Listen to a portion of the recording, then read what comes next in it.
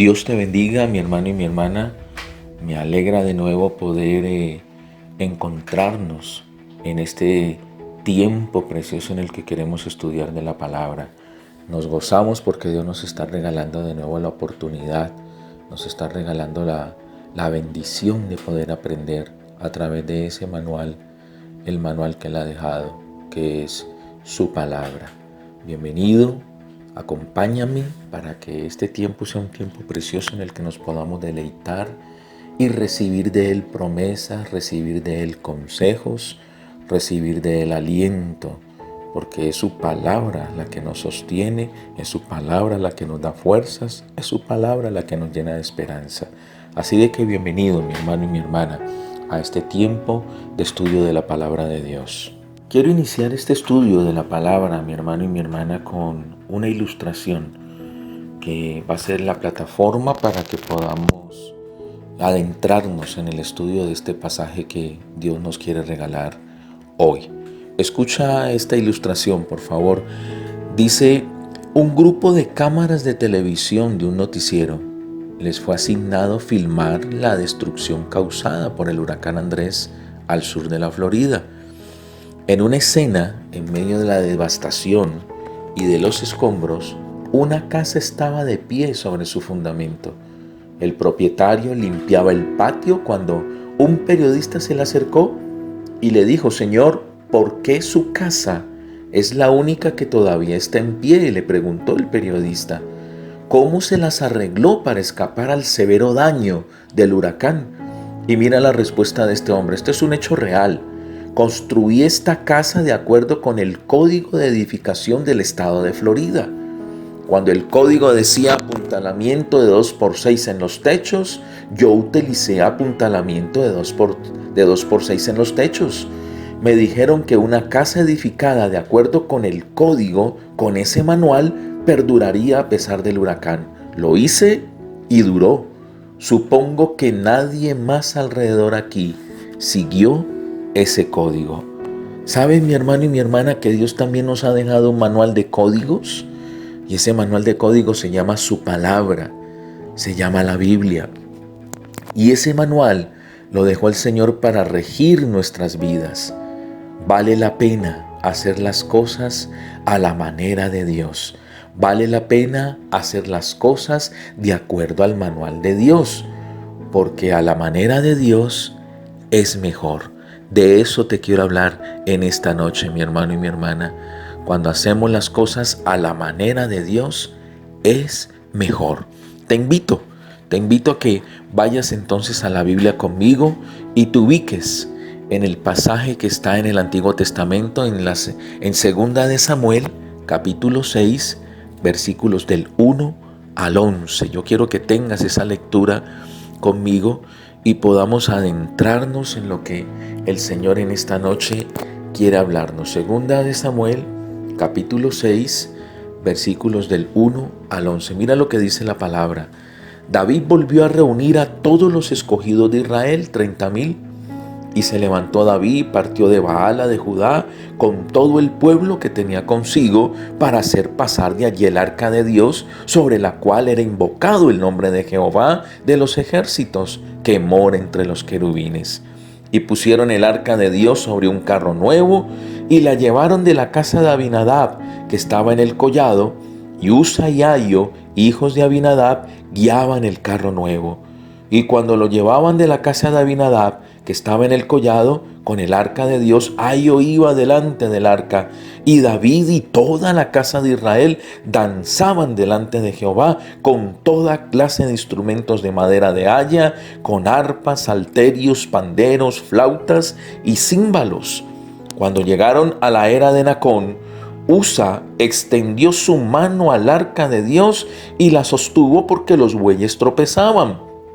Y el furor de Jehová se encendió contra Usa y lo hirió allí, Dios, por aquella temeridad, y cayó allí muerto junto al arca de Dios. Y se entristeció David por haber herido Jehová a Usa, y fue llamado a aquel lugar Pérez Usa hasta hoy.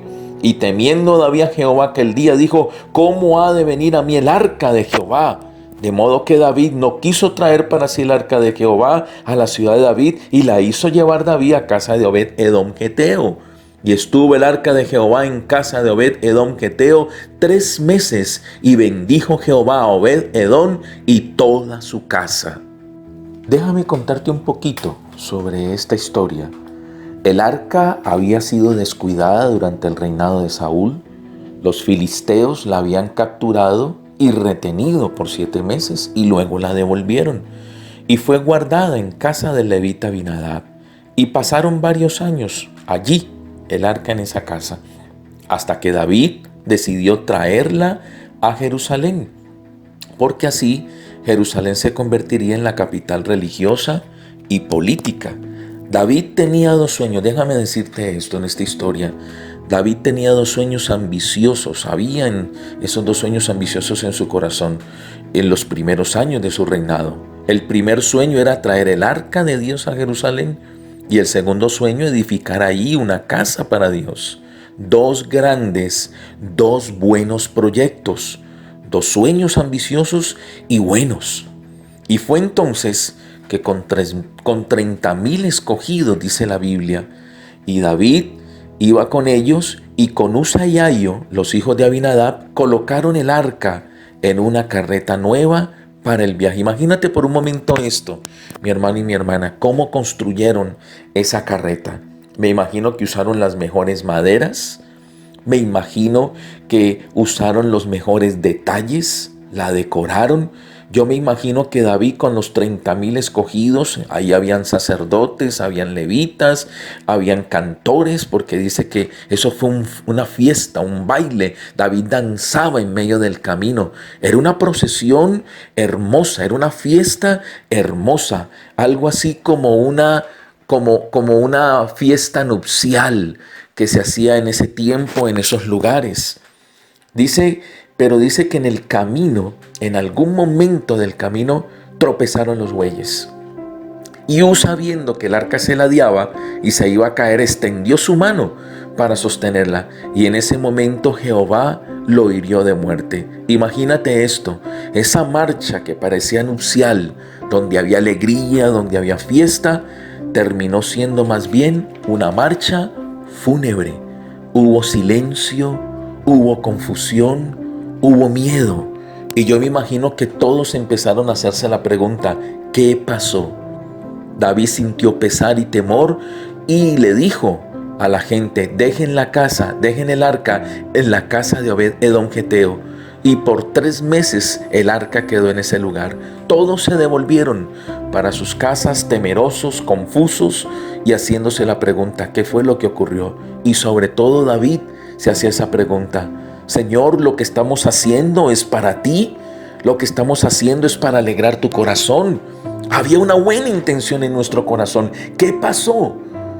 La Biblia me enseña algo, mi hermano y mi hermana, que durante esos 3 meses que estuvo el arca en la casa de Obed-Edom geteo, David se dio a la tarea de investigar qué había ocurrido, en qué habían fallado. La Biblia dice en Primera de Crónicas capítulo 5 versículo 2, entonces dijo David, el arca de Dios no debe ser llevada sino por los levitas, porque a ellos ha elegido Jehová para que lleven el arca de Jehová y le sirvan perpetuamente. Y en ese mismo pasaje, en el versículo 11 en adelante dice, y luego llamó David a los sacerdotes Sadoc y Abiatar y a los levitas Uriel, Asafías, Joel, Semaías, Eliel y Aminadab, y les dijo, vosotros que sois los principales padres de las familias de los levitas, santificaos vosotros y vuestros hermanos, y llevad el arca de Jehová Dios de Israel al lugar que le he preparado, pues por no haberlo hecho así, vosotros la primera vez, Jehová nuestro Dios nos quebrantó por cuanto no le buscamos según su ordenanza.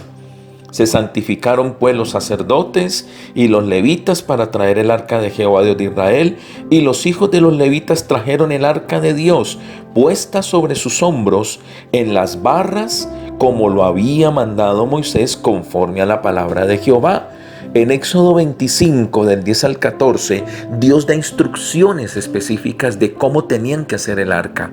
los elementos que tenían que usar para elaborarla y cubrirla en oro. Y en las 4 esquinas colocar unas argollas por donde iban a pasar las varas para luego ponerlas en los hombros de los levitas y poderla llevar. Así de que Dios específicamente determinó que nadie, ni siquiera los sacerdotes o los levitas, podían tocar el arca. Había unas instrucciones, había un manual específico de lo que había dejado Dios que se tenía que hacer.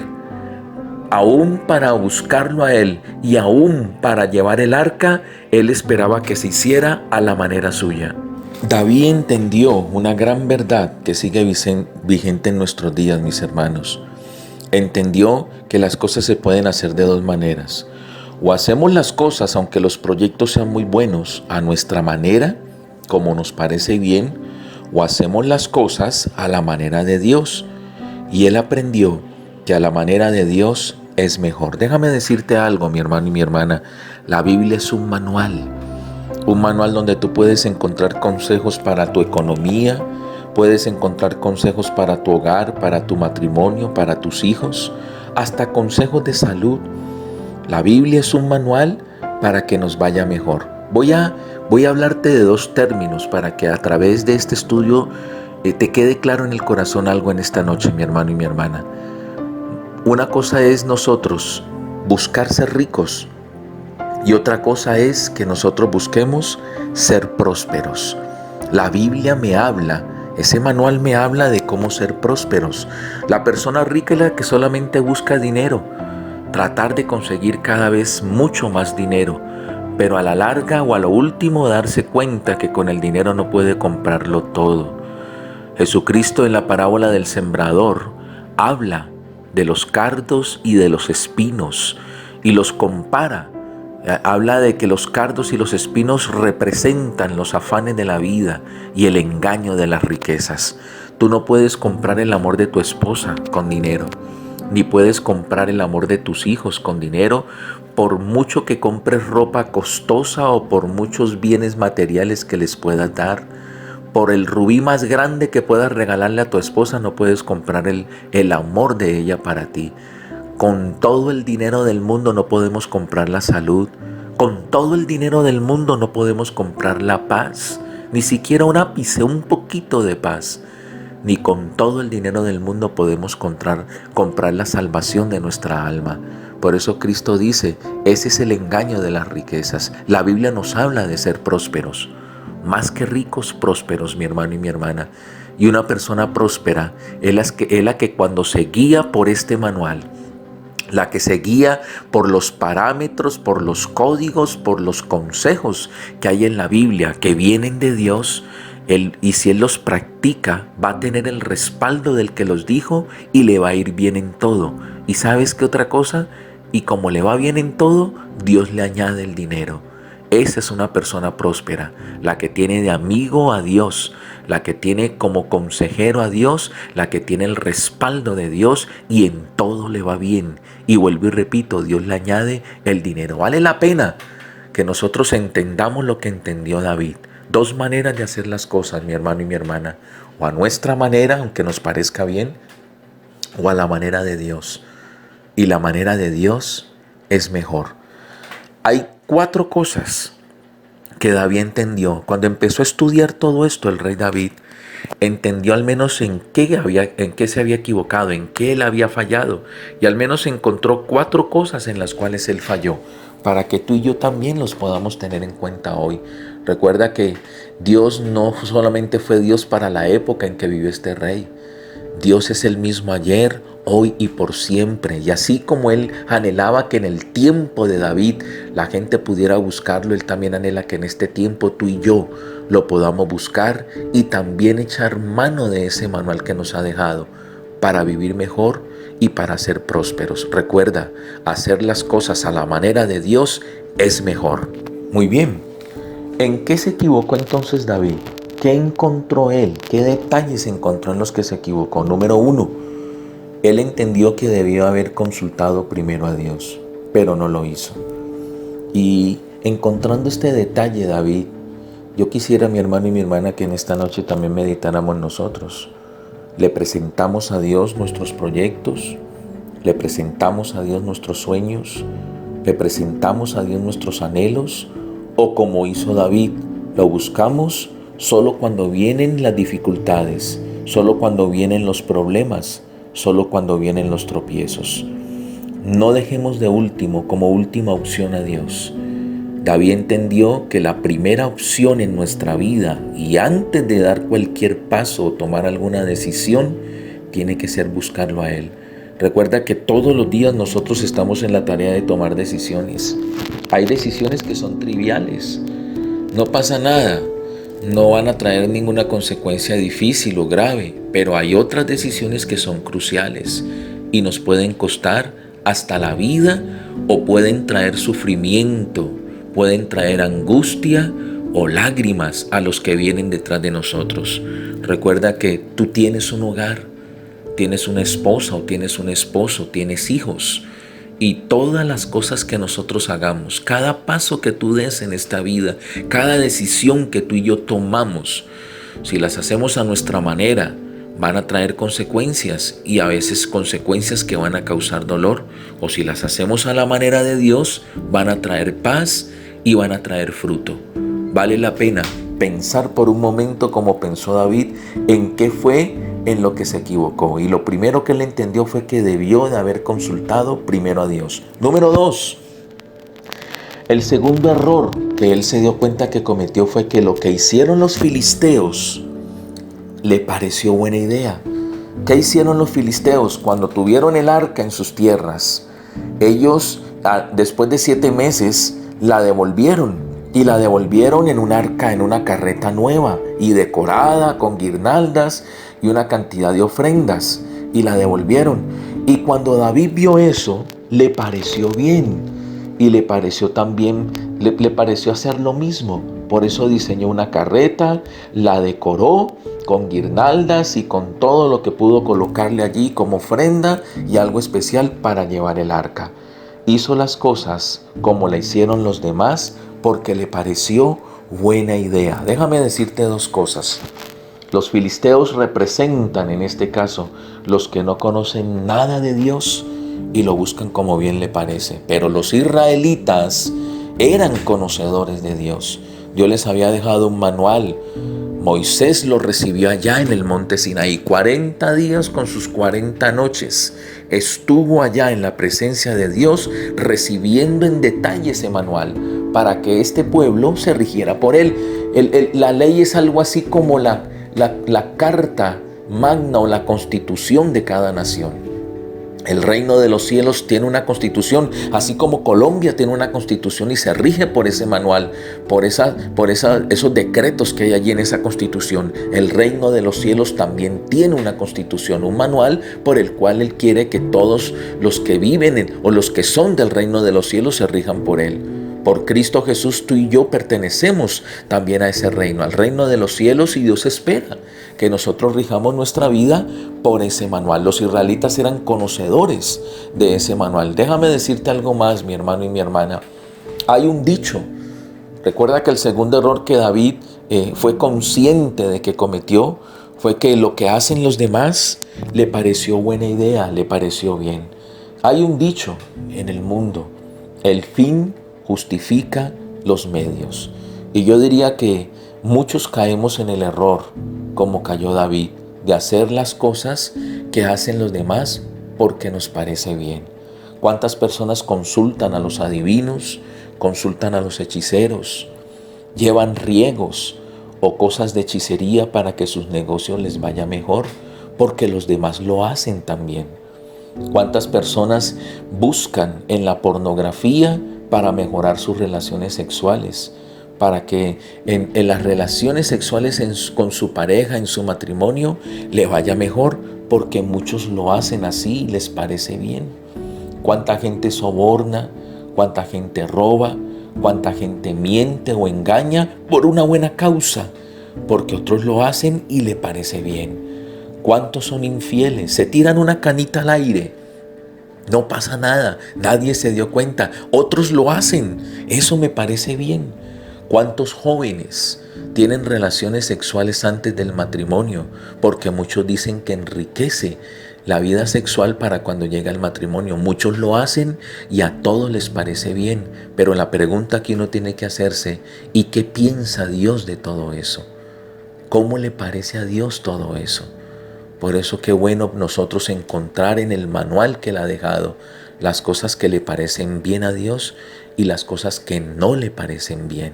Recuerda que en el mundo muchas cosas pueden ser aceptadas, pero a nosotros nos debe interesar lo que realmente es aceptable a los ojos y en la presencia de Dios. Vale la pena mirar ese manual, vale la pena hacer las cosas a la manera de Dios, porque a la manera de Dios es mejor. Número 3. David entendió que solo el arca la podían llevar los sacerdotes y los levitas. Déjame decirte algo, mi hermano y mi hermana. El arca estaba relacionado con la adoración a Dios, era el elemento central del tabernáculo. El arca habla de Cristo, de la persona de nuestro Señor Jesucristo. El propiciatorio, su tapa, donde cada año el sumo sacerdote derramaba la sangre de todos aquellos sacrificios que hacían por los pecados y Dios los aceptaba.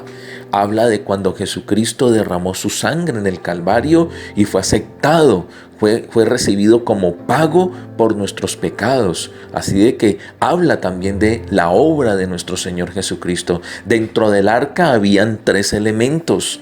Había un jarrón de oro con maná, que fue el alimento que sostuvo al pueblo de Israel durante los 40 años de travesía en el desierto. Y habla también de Cristo como nuestro alimento espiritual, como nuestra fuente. También estaba la vara de Aarón que reverdeció y habla de la resurrección de Jesucristo. Y también estaban las tablas de la ley, que era el manual, la palabra, su voluntad, la voluntad de Dios, los mandamientos que dejó para nosotros. Así de que era algo especial. Era la manifestación más cercana en medio del pueblo, o la presencia en medio del pueblo de Dios. El arca no era cualquier elemento, representaba la presencia misma del Señor y exigía reverencia, exigía respeto y solemnidad. Por eso Dios había dejado un manual, había dejado parámetros en detalle de cómo debían de trasladar el arca cada vez que iban andando en el desierto. El pueblo de Israel tenía que llevar el arca en medio del desierto y los sacerdotes lo llevaban en sus hombros. Hoy nosotros, mi hermano y mi hermana, déjame decirte algo. Hoy somos nosotros los sacerdotes. La Biblia dice en 1 de Pedro, capítulo 2, versículos del 9 al 10, dice: pero vosotros sois linaje escogido, real sacerdocio, nación santa, pueblo adquirido por Dios, para que anunciéis las virtudes de aquel que os llamó de las tinieblas a su luz admirable. Vosotros que en otro tiempo no erais pueblo, ahora sois pueblo de Dios. En otro tiempo no habíais alcanzado misericordia, pero ahora habéis alcanzado misericordia por medio de nuestro Señor Jesucristo. Por eso nosotros hoy también, como los sacerdotes de este tiempo, debemos de llevar el arca. El arca hoy representa a nuestro Señor Jesucristo y debemos de llevarlo en reverencia en esta vida, en este mundo y a la manera de Dios. Por eso hay maneras específicas y detalladas en la palabra de cómo tenemos que guiarnos en este tiempo, cómo tenemos que guiarnos en este mundo. En el tiempo del desierto, en el tiempo del pueblo de Israel, el arca la llevaban en hombros. En este tiempo, mi hermano y mi hermana, Dios está mucho más cerca, lo llevamos en el corazón. La pregunta que debemos de hacernos, como se la hizo David, es cómo debemos de llevar el arca. ¿Cómo debemos de mantener la presencia de nuestro Señor, la presencia de su Espíritu, su gloria en nuestro corazón? ¿Cómo debemos de comportarnos? ¿Qué dice ese manual en lo tocante a nosotros llevar cada día su presencia mientras estemos pisando esta tierra? Quiero hacer un paréntesis allí, mi hermano y mi hermana. Un paréntesis quiero hacer allí porque es bien importante. En el tiempo de Moisés, en el tiempo de los profetas, en el tiempo de los sacerdotes, de los reyes, había algo característico y era que cada generación estaba estaba comprometida a poder compartir a la nueva generación este manual. Muchas veces el pueblo de Israel dejó de hacerlo y por eso vinieron tiempos de oscuridad, vinieron periodos de oscurantismo y de dificultad para el pueblo de Israel, porque dejaron de transmitir a las nuevas generaciones este manual. Abinadab era un levita y la historia demuestra que él no se dio a la tarea como padre, como un siervo de Dios y como padre de su hogar, transmitir ese manual a sus hijos. Uno de ellos perdió la vida por ignorancia. El libro de Oseas dice: mi pueblo pereció por falta de conocimiento. Y yo creo, mis hermanos, que en este tiempo también muchos de nosotros nos podríamos evitar dolores de cabeza, nos podríamos evitar momentos de angustia y de dificultad si conociéramos la palabra. Pero por la falta de conocimiento han venido dificultades, y por la falta de conocimiento en nuestros hijos también puede haber venido sufrimiento a ellos. Qué importante que no cometamos el mismo error de Abinadab. No habló a sus hijos, no transmitió ese manual a sus hijos. Hoy tú tienes la tarea, mi hermano y mi hermana. Hoy estás siendo avisado, advertido como el sacerdote de tu casa, como el instrumento de Dios, como el Abinadab de este tiempo, de poder transmitirle la palabra, de poder transmitirle ese manual a tus hijos. Yo te aseguro que es mejor tener a Dios de amigo, es mejor tener a Dios de consejero, es mejor tener a Dios respaldándonos en todo lo que hacemos. Vale la pena mirar ese manual, porque cuando hacemos las cosas a la manera de Dios es mejor. Y número 4, David entendió que es maravilloso tener grandes sueños para Dios, pero debemos de asegurarnos de que esos sueños, 1, se hagan a la manera de Él, 2, se hagan en el tiempo de Él, y 3, se hagan con la gente y los recursos que Él quiere. Déjame decirte algo que está en la palabra en Primera de Juan, capítulo 2, versículo 13 en adelante. Dice la Biblia, dice el apóstol Juan: y en esto sabemos que nosotros le conocemos, si guardamos sus mandamientos. El que dice yo le conozco y no guarda sus mandamientos, el tal es mentiroso y la verdad no está en él. Pero el que guarda su palabra, en este verdaderamente el amor de Dios se ha perfeccionado. Por eso sabemos que estamos en él. El que dice que permanece en él debe de andar como él anduvo. Y más adelante, en el capítulo 5, Juan dice también: y esta es la confianza que tenemos en Él, que si pedimos alguna cosa conforme a su voluntad, Él nos oye. Gloria a Dios. Esta es la cuarta enseñanza que recibió el rey David.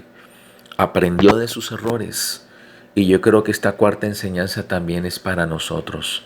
Alguien alguna vez dijo que el que no conoce la historia está condenado a repetirla. Sabes que la Biblia nos da muchos ejemplos, y muchos de esos ejemplos de todos estos hombres y mujeres de Dios no eran lo mejor, fueron errores, pero de esos ejemplos, de esos errores aprendieron, y yo creo que quedaron sentados en la Biblia para que también nosotros aprendamos de la historia de ellos, conozcamos esa historia, aprendamos de sus errores para no cometer lo mismo. Hoy Dios nos está dando sabiduría para que las cosas las podamos hacer mejor y para ver fruto y ver bendición. Recuerda lo que siempre hemos dicho en los últimos cultos, en los últimos mensajes.